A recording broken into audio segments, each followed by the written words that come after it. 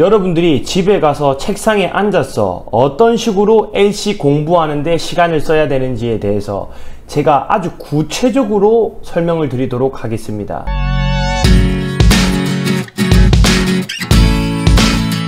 우선 오늘 LC를 어떻게 공부하는지를 이야기하기 전에 제가 이전에도 추천했던 것 같아요. 이 4권 중에서 한 권 정도는 들고 있어야 된다. 실제 시험장에서 여러분들이 들을 수 있는 그 성우의 음성 그대로로 공부할 수 있는 이 문제집 중에 한 권은 들고 있어야 됩니다. 첫 번째, 당연한 이야기입니다. 일단 100문제를 한 번에 푸세요. 이때 중요한 것은 절대 파트별로 끊어서 풀지 않습니다. 여러분 아마 이어폰을 끼고 문제를 풀고 있죠. 이어폰을 계속해서 꼽고 문제를 풀다가 실제 시험장에 가잖아. 어떤 일이 벌어지는 줄 아세요? 이 고사장은 스피커가 왜 이렇게 안 좋지? 라고 생각할 가능성이 높습니다. 여러분들이 만약에 독서실에서 공부한다거나 스터디 카페에서 공부한다거나 이어폰을 꼭 껴야만 한다면은 끼고 하셔도 되는데, 만약에 이어폰을 끼지 않아도 되는 혼자 있는 상황이잖아. 그럴 때는 이어폰을 끼지 말고 핸드폰이 됐든 노트북이 됐든 그냥 기계 자체에서 음원이 나오도록 해서 듣기 시험을 치세요.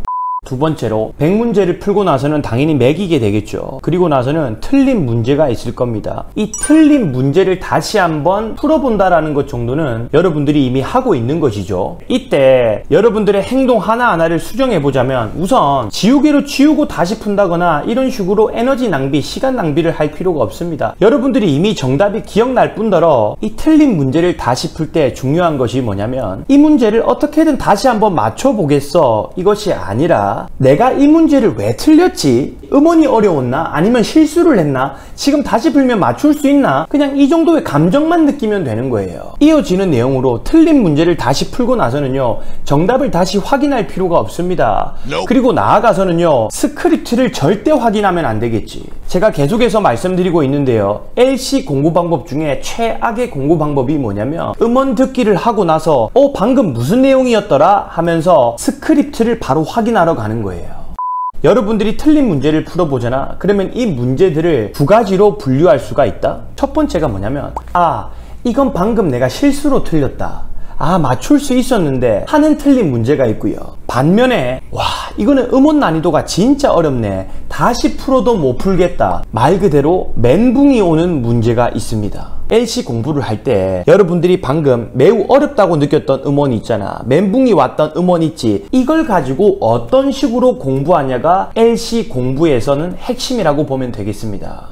결국에 100문제를 풀었고 틀린 문제까지 푼 상태에서 어떤 식으로 리뷰하는지가 중요해졌는데요. 우선 Part 3와 Part 4 어떻게 리뷰하는지를 먼저 알려드리면요, Part 3와 Part 4는요, 여러분도 아시겠지만 이 성우의 모든 음원을 다 들어볼 수가 없어요. 현실적으로 불가능합니다. 그렇게 하기에는 너무 많은 문장이 있는 거잖아. 이것은 개인마다 차이가 조금 있습니다. 정말 어렵다고 느끼는 두세 문장이 있잖아. 이 두세 문장을 픽해서 이 문장만큼은 내가 끝까지 버텨서 들어보겠다라는 마인드로 공부를 해야 됩니다. 이때 제가 제시하는 횟수가 몇 번이냐면 20회인데요. 이것은 정해져 있는 수치가 아니기 때문에 개인마다 조금씩 바꿔도 됩니다. 제가 이 20회라는 숫자를 말하는 이유는 뭐냐면요, 이러지 말라고. 한 두세 번 듣다가 안 들리니까 그냥 스크립트를 보러 간단 말이야. 그러면 절대 늘지 않아요. 정말 끈덕지게 답답하고 짜증이 나고 빨리 스크립트를 보러 가고 싶지만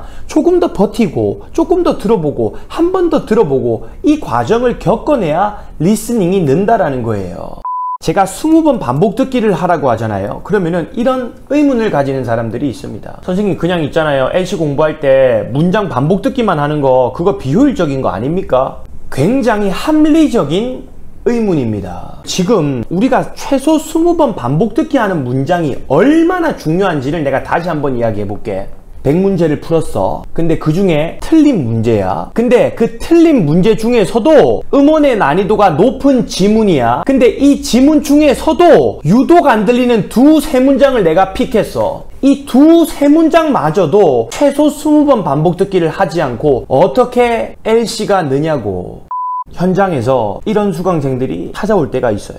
선생님이 시키는 대로 했는데요, 한 지문 리뷰하는데 40분이 걸려서 너무 오래 걸려서 이게 맞는지 모르겠습니다. 제가 그 친구한테 무성의하게 답하는 게 아니라 이렇게 답해요. 네가 제대로 하고 있는 거다. 그 과정을 조금만 견뎌내라. 저게 네 옆에 있잖아. 1시간에 5지문 6지문 리뷰하잖아. 저게 잘못된 거야. 어쩔 수 없는 것 같아요. 짧은 시간 안에 여러 문제를 리뷰하면은 우리가 왠지 만족감이 있어.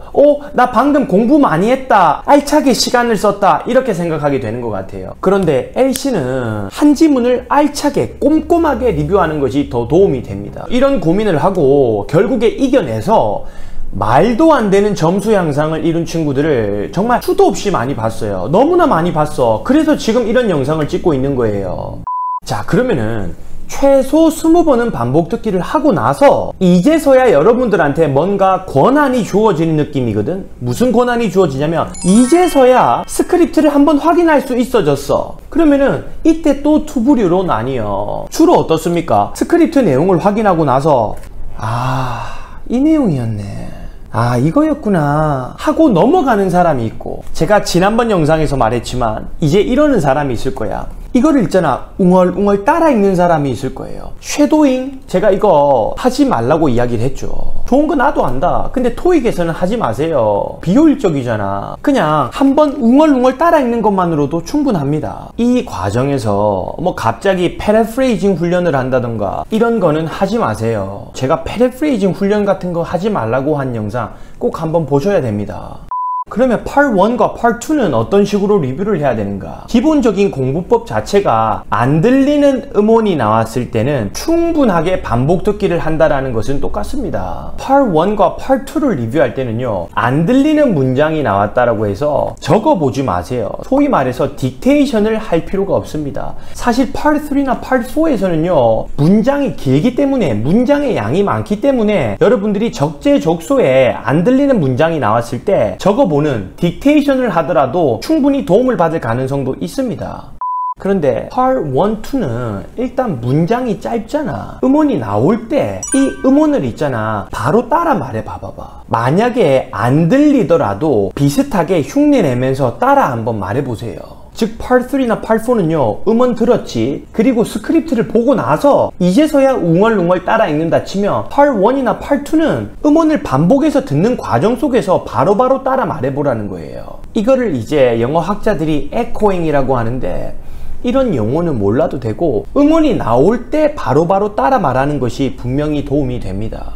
Part 1과 Part 2를 조금 세분화해서 알려드리자면, Part 1은요, 기출 문제에서 90% 이상이 반복되어서 출제가 됩니다. 저는 이제 이런 이야기를 합니다. 왜 90% 이상이 기출에서 반복이 되냐면, 토익이 지금 나온 지가 오래됐잖아. 더 이상 새로 낼 문제도 없어. 그래서 그냥 이미 냈던 문제를 돌려만 내도 충분하단 말이야. 그러면 이제 어떻게 해야 돼? Part 1을 리뷰를 하다가 만약에 모르는 단어나 표현이나 문장이 나왔잖아. 그런 것들을 노트에다가 따로 정리를 해둬야 됩니다. 사실 저는 온라인보다는 현장 베이스이기 때문에 자료 공유를 많이 하지는 않는데요. 만약에 영상을 보시고 댓글란에 이메일 주소를 남겨주시면 제가 Part 1 기출 문장 모음집을 보내드리도록 하겠습니다. 결국 파트 1은요, 90% 이상이 기출에서 나오기 때문에 기출 문장에 대해서만 확실히 정리를 해두면 됩니다.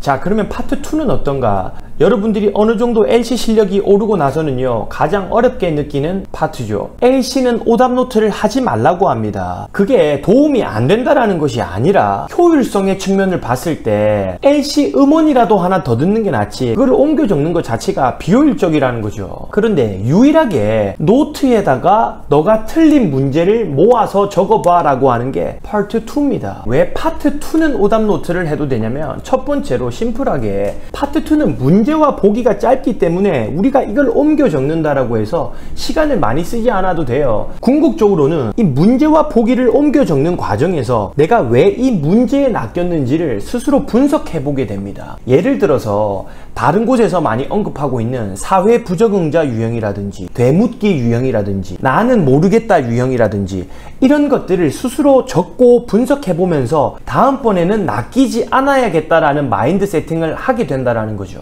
특히 파트 2 틀린 문장이 있잖아. 이거는 제가 여러분들이 시험장 가서 당일날 아침에 꼭 보고 들어가라고 하거든. 왜냐면 여러분들이 틀린 이 문제 유형이 있잖아, 곧 내가 칠 시험에 그대로 나올 거란 말이야. 이게 마인드 세팅한테 엄청나게 도움이 됩니다. 여러분들이 지금 만약에 50개를 틀리고 60개를 틀리더라도 LC는 제가 방금 말씀드린 루틴으로 버텨내잖아. 그러면 10개 이내로 줄일 수가 있습니다. 허언 아닙니다. 왜냐면 RC에서는 제가 이런 이야기를 함부로 하지 못해요. 왜냐면 RC는 점수 향상이 더디게 되거든. 그런데 LC는요, 정말 여러분들이 생각하는 것보다 훨씬 더 점수가 빠르게 향상이 됩니다. 제가 말씀드린 거 당장 한번 해보세요.